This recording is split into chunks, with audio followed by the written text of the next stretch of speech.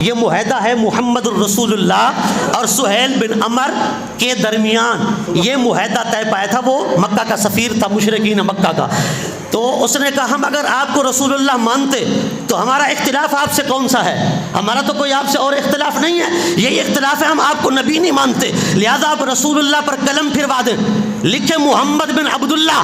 معاہدہ لکھا تھا علی نے. حضور نے فرمایا علی ادھر آؤ، یہ رسول اللہ پر قلم پھیر دو، اسے مٹا دو، لکھو محمد بن عبداللہ.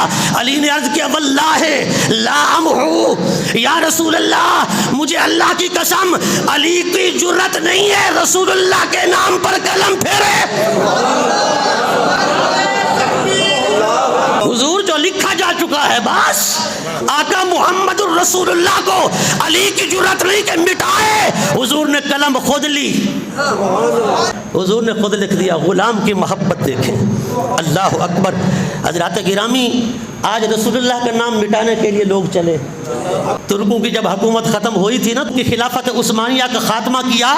جگہ جگہ حرم مکہ ہو یا حرم مدینہ، یا رسول اللہ لکھا ہوا تھا، یا نبی اللہ لکھا ہوا تھا، یا محمد لکھا ہوا تھا. اہل بیت کے نام، صحابہ کے نام، یہ شرکیہ الفاظ ہیں. کہیں بلڈوزر چلا دیے. یہ تو علی ہمیں سبق دے گئے کہ رسول اللہ کے نام پر قلم نہیں پھیرنی، پوچھا نہیں پھیرنا، یا رسول اللہ کو مٹانا نہیں ہے.